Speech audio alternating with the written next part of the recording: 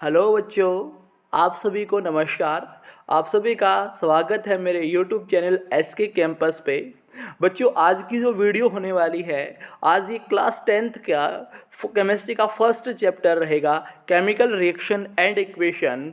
जी हाँ भाई, जिसका भी जो कोई डाउट होगा वो इस वीडियो में बिल्कुल दूर हो जाएगा। फिर भी कोई डाउट अगर आपका आए तो मुझे कमेंट करके ज़रूर बताएं आप, ठीक है। और इसमें बहुत आराम, आपके 2-3 पार्ट और बनाऊंगा मैं, तो आपको क्या है वो पूरे के पूरे अच्छे से वो 2-3 पार्ट और देखने हैं, तो ताकि आपका पूरा का पूरा बेस बन जाए। तो चलिए आज की वीडियो शुरू करते हैं एक मोटिवेशनल कोट के साथ। कोई नामुमकिन सी बात को मुमकिन करके दिखा, कोई नामुमकिन सी बात को मुमकिन करके दिखा, खुद पहचान लेगा ज़माना, भीड़ से अलग चल कर दिखा। जी हाँ बच्चों, कि भाई अगर हम भीड़ से कुछ अलग काम करेंगे तो हम खुद हमें पहचान लेगा ज़माना, कि ज़माना खुद न खुद हमें एक पहचान देगा।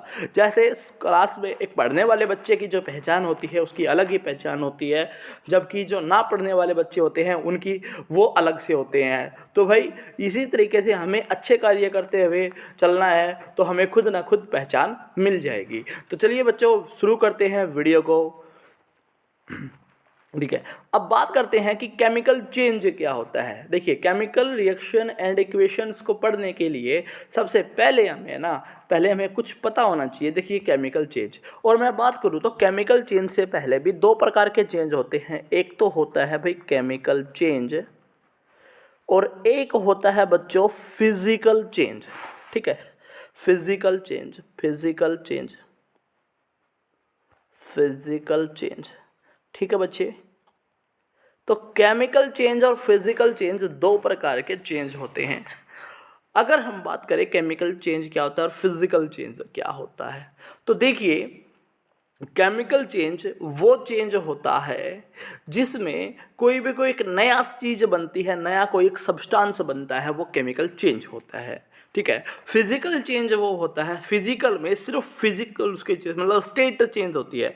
फिजिकल चेंज में ओनली स्टेट चेंज होती है, चेंज ओनली स्टेट, ठीक है। इसमें स्टेट चेंज होती है और केमिकल चेंज में एक न्यू प्रोडक्ट बनता है। ये बात आप ध्यान रखें बच्चे, ठीक है। जैसे मैंने कुछ एग्जांपल लिए हुए हैं, बर्निंग ऑफ वुड, लकड़ी का जलना। अगर लकड़ी हम जलाते हैं तो क्या होगा, देखिए, लकड़ी अगर जलाएंगे, जैसे ये वुड है, ठीक है, वुड को अगर मान लो जला दिया गया तो क्या होगा, कार्बन डाइऑक्साइड बनेगी प्लस एनर्जी बनेगी, ठीक है, प्लस हीट वेट निकलेगी, ठीक है।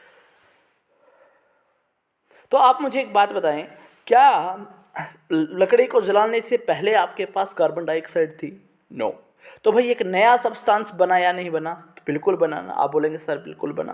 तो देखिए, तो बर्निंग ऑफ वुड जो है, ये क्या हुआ, बर्निंग ऑफ वुड जो है एक एग्जाम्पल हो गया बच्चे।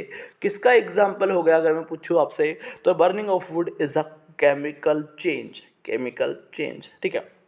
अब अगर बात करें, देखिए, केमिकल चेंज और फिजिकल चेंज में एक बड़ा अंतर हम इस तरीके से भी जान सकते हैं कि जो फिजिकल चेंज जो होता है वो सिर्फ स्टेट चेंज होता है, और उसके साथ साथ वो रिवर्सिबल भी होता है। Most of the time reversible, वो रिवर्सिबल होता है। हालांकि ऐसा कुछ है नहीं, मतलब most of the time reversible होता है, ठीक है। केमिकल चेंज रिवर्सिबल बहुत कम ही होता है, ठीक है, मतलब ना के बराबर, ठीक है। बर्निंग ऑफ कोयल, अगर जो है कोयला अगर हम जलाते हैं तो ये भी क्या हुआ, एक केमिकल चेंज हुआ बच्चे, ठीक है। कटिंग ऑफ वुड, लकड़ी का जलना, काटना, लकड़ी का काटना। देखिए, कटिंग ऑफ वुड का मतलब एक लकड़ी काटती तो छोटे छोटे पार्ट ही जो हुए, मतलब उसकी स्टेट चेंज होगी। स्टेट इन द सेंस अगर बात करें तो कि भाई एक बड़ी सी लकड़ी है वो छोटे छोटे हिस्सों में कर दी, कोई भी नया सब्सटेंस नहीं बना है, तो वो क्या हुआ, एक फिजिकल चेंज हुआ बच्चे। ये मिल्क इनटू कर्ड, अगर मिल्क जो है वो दही में अगर मतलब चेंज हो जाता है तो ये क्या है, ये जो है ये केमिकल चेंज है। केमिकल चेंज और फिजिकल चेंज में आप फर्क इस बात से भी देख पाएंगे, जो केमिकल चेंज होता है बच्चे वो क्या रहेगा, वो मैंने बताया रिवर्सिबल नहीं होता, मतलब कि उससे वापस वो पदार्थ नहीं प्राप्त किया जा सकता। जैसे मिल्क को अगर मैं कर्ड बना दूं तो कर्ड से हम वापस मिल्क नहीं प्राप्त कर सकते। और अगर बात करें कि भाई फ्रीजिंग ऑफ वाटर, अगर मैं इसी में एग्जांपल ऐड कर दूं, फ्रीजिंग ऑफ वाटर, पानी का जो है फ्रिज होना, जम जाना, तो देखिए बर्फ़ था, पानी का फ्रिज होना, जो बर्फ़ कहलाएगा आइस कहलाएगा। आइस से हम दोबारा से वाटर निकाल ले सकते हैं लिक्विड फॉर्म में और गैस स्टेट में, ये एक फिजिकल चेंज है। फिजिकल चेंज में केवल स्टेट चेंज होती है, केमिकल चेंज में एक नया कंपाउंड बनता है। फिजिकल चेंज में कोई भी नया कंपाउंड नहीं बनता, केमिकल चेंज में एक नया कंपाउंड बनता है। तो उम्मीद है बच्चों आपको केमिकल चेंज क्या होता है ये चीज़ समझ आई होगी। ठीक है, तो चलिए भाई बढ़ते हैं थोड़ा सा आगे। और अब अगर बात करें केमिकल रिएक्शन की, कि भाई केमिकल रिएक्शन क्या होती है। ठीक है, केमिकल रिएक्शन क्या होती है। ठीक है, केमिकल रिएक्शन क्या होती है और इसके बाद कैरेक्टरिस्टिक्स ऑफ केमिकल रिएक्शन, और केमिकल रिएक्शन हम क्या क्या क्या वो चीज़ें होती हैं जिसके अंदर वो हम कहेंगे कि केमिकल रिएक्शन है भाई। ठीक है, तो अगर बात करें केमिकल रिएक्शन, केमिकल रिएक्शन एक ऐसी प्रोसेस है, द प्रोसेस, अगर मैं बात करूँ the process in which new compounds are formed, new compounds। ठीक है भाई, ये कंपाउंड्स लिख रहा हूं मैं, compounds are formed by old compounds. ये ओल्ड सब्सटेंस या कंपाउंड, ठीक है, सब्सटेंस बोल देता हूँ, सब्सटेंस। तो ये क्या कहलाती है, एक ऐसी केमिकल रिएक्शन, एक ऐसी प्रोसेस है जिसमें नए कंपाउंड जो हैं वो फॉर्म होते हैं ओल्ड सब्सटेंस से, पुराने कंपाउंड या सब्सटेंस से। ठीक है, उसे हम क्या बोलते हैं, केमिकल रिएक्शन। मैंने बताया सबसे पहले तो केमिकल चेंज होगा, जहाँ जहाँ केमिकल चेंज होगा तो वहाँ वहाँ केमिकल रिएक्शन होगी ही होगी। ठीक है, तो भाई यही नए कंपाउंड बनने की एक प्रक्रिया है। ठीक है, अगर बात करें ये कैरेक्टरिस्टिक्स, भाई यहाँ पर सी भी आएगा, कैरेक्टरिस्टिक्स है। ठीक है, तो ये टाइप एरर बेटा। ठीक है, characteristics of a chemical reaction, एक केमिकल रिएक्शन की क्या क्या कैरेक्टरिस्टिक्स है, क्या क्या विशेषताएं हैं। तो देखिए, एक अगर केमिकल रिएक्शन होगी, अगर कोई भी एक केमिकल रिएक्शन होती है तो बच्चे इवोल्यूशन ऑफ गैस, गैस निकलेगी। ठीक है, इवोल्यूशन ऑफ गैस। ठीक है, फॉर्मेशन ऑफ प्रेसिपिटेट। अच्छा, इवोल्यूशन ऑफ गैस की अगर बात करें क्या होगा, जैसे अगर मैं बात करूं आपसे, तो भाई अगर मैं आपसे बात ही करूं तो होता ये है, चलिए मैं अगर मैं बात करूँ, देखिए जहाँ पर मेटल जो होती हैं, मेटल, ठीक है, ये अगर एसिड के साथ रिएक्शन करती हैं, एसिड के साथ अगर रिएक्शन करती है तो देखिए क्या होगा, ये salt plus hydrogen gas release करती हैं, salt plus hydrogen gas H2। तो ये हाइड्रोजन गैस जो रिलीज करती हैं, तो देखिए केमिकल रिएक्शन की ये है कि उसमें गैस इवॉल्व होगी। ठीक है, फॉर्मेशन ऑफ प्रेसिपिटेट, अगर मैं बात करूँ फॉर्मेशन ऑफ प्रेसिपिटेट की, कि भाई प्रेसिपिटेट किस तरीके से फॉर्म होगा। ठीक है, फॉर्मेशन ऑफ प्रेसिपिटेट की अगर बात करो तो प्रेसिपिटेट क्या होता है, तो देखिए प्रेसिपिटेट जो होता है बच्चे, प्रेसिपिटेट होता है कि इनसोल्यूबल, मैं थोड़ा सा यहाँ पे साफ कर रहा हूँ, आप स्क्रीनशॉट लेकर के इस चीज़ को नोट कर सकते हैं। ठीक है, तो मुझे थोड़ा सा इरेज करना पड़ेगा क्योंकि स्पेस कम है बेटा यहाँ पर। ठीक है, तो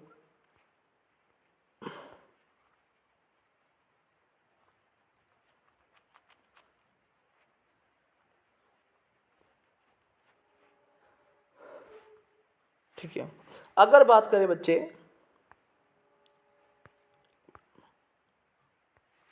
ठीक है, फॉर्मेशन ऑफ प्रेसिपिटेट की अगर बात करें तो प्रेसिपिटेट क्या होता है, एक इंसोल्यूबल सब्सटेंस होता है। ठीक है, वाइट कलर का एक वाइट इंसोल्यूबल सब्सटेंस होता है, वाइट इंसोल्यूबल सब्सटेंस। ठीक है, वाइट इंसोल्यूबल सब्सटेंस होता है। ठीक है, मतलब कि जो पानी में या किसी भी चीज़ में इंसोल्यूबल नहीं होता। जैसे कि अगर बात करें, जैसे चाय होती है, चाय पत्तियाँ जो है वो बाद में बच जाती हैं, वो प्रेसिपिटेट का ही तरीका, एक मैं कह सकता हूँ कि वो प्रेसिपिटेट ही है। ठीक है, तो प्रेसिपिटेट जो बनाना, ठीक है, मैं बाद में पढ़ाऊँ भीगा कि प्रेसिपिटेशन रिएक्शन क्या है। ठीक है, बस आप थोड़ा सा इंतज़ार करें। Change in colour, colour change हो सकता है। देखिए जब एसिड बेस एंड साल्ट अगर हम पढ़ेंगे तब देखिए भाई कैसे कैसे कलर चेंज होते हैं, वो केमिकल रिएक्शन का एक हिस्सा है। ठीक है, change in temperature, temperature change होगा। जैसे आपने कभी सुना होगा, जैसे आप अपने घरों में वाइट वॉश करते हैं या पेंट वेंट करवाते हैं, ठीक है, तो एक चीज़ होती है कैल्शियम ऑक्साइड CaO, और उसमें जैसे ही पानी मिलाते हैं तो भाई बहुत सारी ये क्या बन जाता है, CaOH2, कैल्शियम हाइड्रोक्साइड, और बहुत सारी एनर्जी जो है हीट के फॉर्म में, ठीक है, हीट के फॉर्म में एनर्जी जो है बहुत सारी बच्चे रिलीज होती है। तो वो एक एग्जांपल है। वो देखिए इसमें टेम्परेचर बहुत ज़्यादा चेंज हो जाता है, इतना गर्म हो जाता है, चेंज इन स्टेट भी चेंज हो जाती है। तो ये जो है ये केमिकल रिएक्शन के दौरान ये होने वाली चीज़ें हैं। या तो क्या हो सकता है, गैस निकलेगी, या फॉर्मेशन ऑफ प्रेसिपिटेट होगा, चेंज इन कलर होगा, change in temperature, change in state. तो चलिए, बट यहाँ तक आपको ये चीज़ समझ आनी चाहिए भाई, ठीक है। अगर कोई भी डाउट है तो प्लीज़ मुझे बताएं, ठीक है। और चलिए भाई बढ़ते हैं फिर थोड़ा सा आगे। अगर बात करें केमिकल इक्वेशंस की भाई, फिर केमिकल इक्वेशन किसे कहेंगे? आप बोलोगे सर हमने इतनी बात तो समझ ली कि भाई जो आप बोलोगे सर हमने इतनी बात तो समझ ली केमिकल इक्वेशन रिएक्शन क्या होता है, पर केमिकल इक्वेशन फिर क्या पड़ा? देखिए बच्चे, केमिकल रिएक्शन होता है क्या कि भाई जैसे अगर कोई मेरे पास ये सब्सटेंस है, जैसे मैंने वाटर में थोड़ा सा CaO कैल्शियम ऑक्साइड डाल दिया, तो ये कुछ हुआ, ये एक केमिकल रिएक्शन थी, ठीक है। अब केमिकल इक्वेशन क्या है? अगर मान लो मेरे को आपको समझानी है, या फिर मान लो मेरे को किसी और को बतानी है, तो क्या ऐसा है कि मैं हर बार वाटर लेके रखूँ अपने साथ और मैं हर बार जो है कैल्शियम ऑक्साइड रखूं और आपको करके दिखाऊं? नहीं भाई, हमने केमिकल इक्वेशंस को क्या किया, the method of representing a chemical reaction with the help of symbols and formulae of these substance involved in its is known as chemical equations. कि भाई केमिकल इक्वेशन एक ऐसा मेथड ऑफ रिप्रेजेंटिंग है, method of represent करने का method है chemical reaction को उसके सिंबल और फॉर्मूले के रूप में एक सब्सटेंस के, ठीक है, जो जो इसमें सब्सटेंस है, ठीक है, वो कहलाता है केमिकल इक्वेशन। अगर बात करें, देखिए जिंक प्लस सल्फ्यूरिक एसिड, एक एग्जांपल हमने लिखा है, जिंक प्लस सल्फ्यूरिक एसिड, ये क्या है, जिंक सल्फेट प्लस हाइड्रोजन, ठीक है, जिंक सल्फेट प्लस हाइड्रोजन। अब बात ये करते हैं, देखिए यहाँ पर मैंने बोला जिंक, ये एक हुआ था कि जिंक जो है, जिंक को सल्फ्यूरिक एसिड में मिलाया और ये क्या है, जिंक सल्फेट प्लस हाइड्रोजन बन गया, ठीक है। तो ये आपको लिख के बता दिया। अब साइंटिस्ट जो भी है, साइंटिस्ट लोगों ने बोला कि यार ये भी थोड़ा सा गलत है, ठीक है, उन्होंने सिंबल्स का भी प्रयोग कर लिया। ये जो फॉर्म लिखी हुई है, ये जो फॉर्म लिखी हुई है बच्चे, ये कहलाएगा वर्ड केमिकल इक्वेशंस, ठीक है, वर्ड केमिकल इक्वेशंस, ठीक है। ये हमने सिर्फ वर्ड के रूप में लिख दिया, वर्ड केमिकल इक्वेशंस, ठीक है, वर्ड केमिकल इक्वेशन, ठीक है। अभी हम क्या बोलेंगे, देखिए जैसे भी एक चीज़ होती है और भी, कि अभी इसका जिंक का जो सिंबल है आप सभी को पता होगा, Zn। सल्फ्यूरिक एसिड का जो सिंबल होता है H2SO4, ठीक है भाई। और जैसे ही मैंने बोला, देखिए जिंक का सल्फेट हो गया ZnSO4, और प्लस में हाइड्रोजन गैस रिलीज हो गई। ये जो एक रिएक्शन है, देखिए ये जो है ये सिंबल के रूप में लिख दी गई, ठीक है, सिंबल के रूप में, ठीक है। ये देखिए जिंक का सिंबल Zn हो गया, ठीक है, प्लस में सल्फ्यूरिक एसिड H2SO4, तो ये हो गया ZnSO4 प्लस H2 भाई, इस तरीके से। तो यहाँ पर ये जो है सिंबल केमिकल इक्वेशन के रूप में, ठीक है। उम्मीद करता हूँ ये चीज़ आपको समझ आएगी, केमिकल रिएक्शन क्या है, केमिकल इक्वेशन क्या है, फिर वर्ड केमिकल इक्वेशन, और फिर सिंबल केमिकल इक्वेशंस की बात करते हैं, ठीक है। तो चलिए फिर अब देखिए यहाँ पर Zn, यहाँ पर मैंने लिखा हुआ है कि Zn फिर प्लस में H2SO4, फिर प्लस ये जो है ZnSO4 प्लस में हाइड्रोजन गैस रिलीज हुई। तो ये जो एग्जाम्पल है, ये जो एग्जाम्पल है बच्चे, this is the example of जो सिंबल केमिकल इक्वेशंस का, ठीक है। इसके साथ एक चीज़ और, एक एग्जाम्पल और देख लेते हैं, जैसे कि CaO प्लस H2O, ठीक है, ये हमने बोला CaOH2 प्लस में जो हो गया, ये जो रिलीज होगा, ये बहुत सारी प्लस में एनर्जी भाई, ठीक है, प्लस में एनर्जी। अब बात आती है, देखिए अब जो हम आगे से हमें काम जो करना है, अब यहाँ से अब आपको वर्ल्ड केमिकल इक्वेशंस का आपका कोई काम नहीं है। वर्ल्ड केमिकल इक्वेशन 8th तक ही आपने पढ़ी है, ठीक है, 8th क्लास तक ही। अब हमें क्या पढ़ना है, हमें पढ़ना है सिंबल केमिकल इक्वेशंस को, ठीक है। यहाँ पर हम सिंबल केमिकल इक्वेशन सारी की सारी स्टडी करेंगे, ठीक है। अब एक चीज़ आती है कि देखिए भाई, यहाँ पर मैं अगर आपसे बोलूँ कि भाई, मैं अगर आपसे बोलूँ कि भाई जैसे कि ये मैंने बोल दिया हाइड्रोजन, वर्ड केमिकल इक्वेशन का एक समस्या और था हाइड्रोजन, और फिर मैंने डाल दिया पानी, या फिर अगर मान लो कोई भी चीज़ है, ये कोई कोई भी चीज़ है। अब क्या मुझे वर्ड से मुझे पता चल रहा है कि भाई मैंने कितना हाइड्रोजन डाला है, कितना H2 डाला है? नहीं ना। तो ये प्रॉब्लम थी। तो अभी हमें जो है वो पढ़ना है balanced chemical equation and unbalanced chemical equations को। बैलेंस्ड और अनबैलेंस्ड केमिकल इक्वेशंस को भी अभी हम पढ़ेंगे, ठीक है। अब सबसे पहला ही क्वेश्चन ये आता है कि why we need to balance the chemical equations. एक केमिकल इक्वेशंस को हमें बैलेंस करने की ज़रूरत क्या होती है? तो इसके लिए मैं अगर बता दूं आपको कि आपने क्लास 9th में जॉन डाल्टन से डाल्टन एटॉमिक थ्योरी आपने पढ़ी होगी, Dalton atomic theory, Dalton atomic theory, उसमें उन्होंने क्या कहा था, इन ए केमिकल रिएक्शन और process, in a chemical reaction and process, एक केमिकल रिएक्शन और प्रोसेस में मास कैन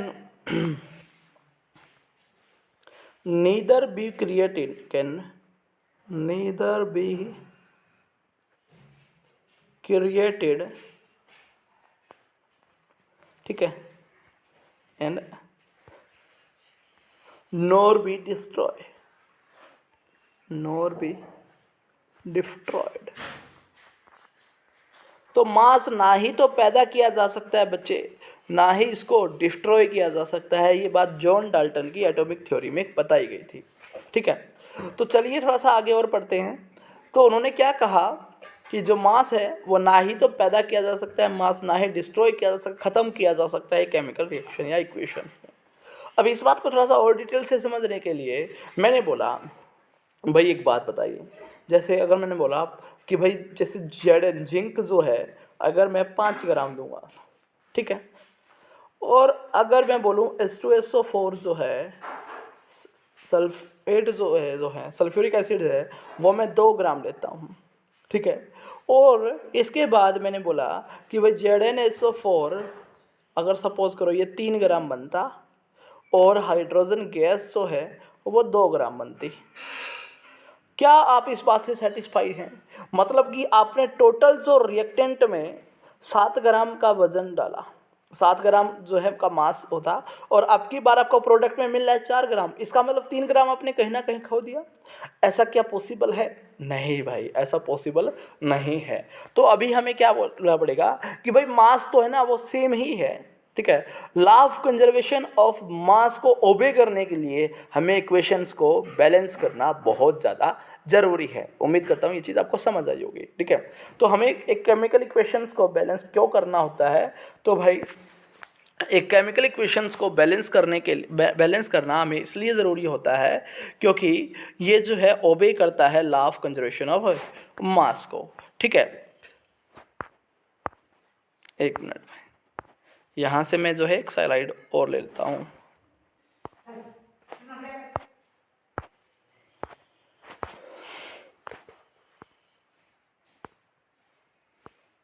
चलिए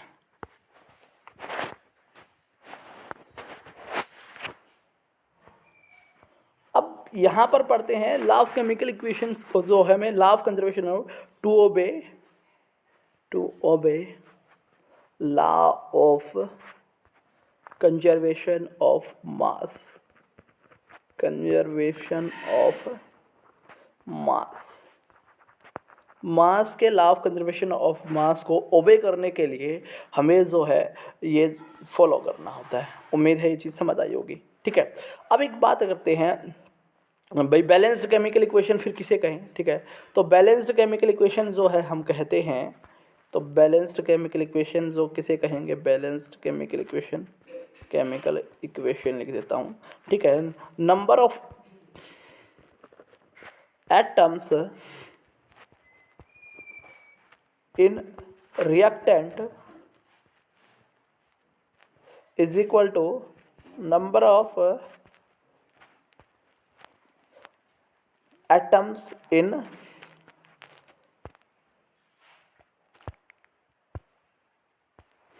number of atoms in product.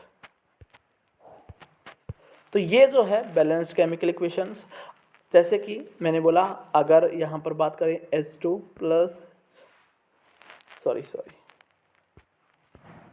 जैसे एक एग्जांपल जो ले लेते हैं हम, जैसे कि जिंक प्लस H2SO4, तो यहाँ Zn प्लस ZnSO4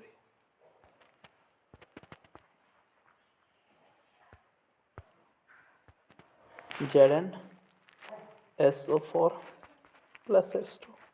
ठीक है, अभी मैं एक बार देखता हूँ। देखिए ये जो है इस साइड वाला, लेफ्ट साइड वाला, ये जो चीज़ें होती है रिएक्टेंट, ठीक है, ये जो चीज़ें हैं ये है प्रोडक्ट बच्चे, ठीक है, ये है प्रोडक्ट।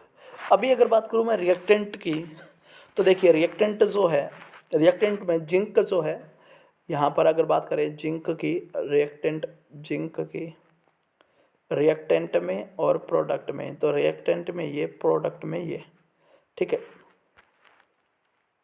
रिएक्टेंट में जिंक कितना एटम है, देखिए एक, तो एक। प्रोडक्ट में कितना है, प्रोडक्ट में देखिए Zn अकेला है तो ये एक, ठीक है। अगर बात करूँ मैं हाइड्रोजन की, यहाँ पर हाइड्रोजन जो है H2 केवल 2 एटम है और यहाँ पर भी 2 एटम है। अगर मैं बात करूँ सल्फेट की, S यहाँ पर लिख देता हूँ, ठीक है, सल्फेट रिएक्टेंट और प्रोडक्ट में थोड़ा सा अलग लेते हैं। चलिए सल्फेट की अगर बात करें S की, तो भाई अकेला एक है, इस साइड भी एक है बच्चे। ऑक्सीजन की अगर बात करूं O, ऑक्सीजन जो है यहाँ पर 4 और यहाँ पर भी 4।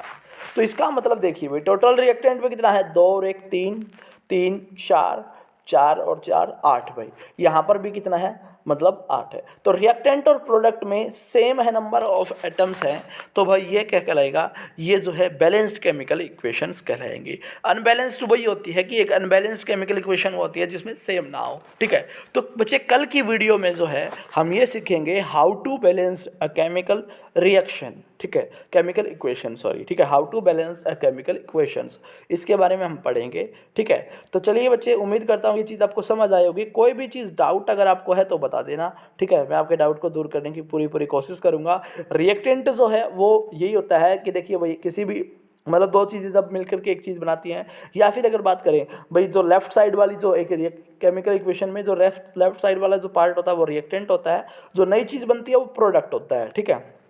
ये चीज़ें थी भाई।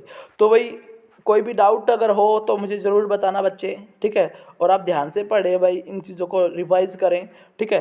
तो चलिए बच्चे फिर मिलते हैं किसी नेक्स्ट वीडियो में भाई।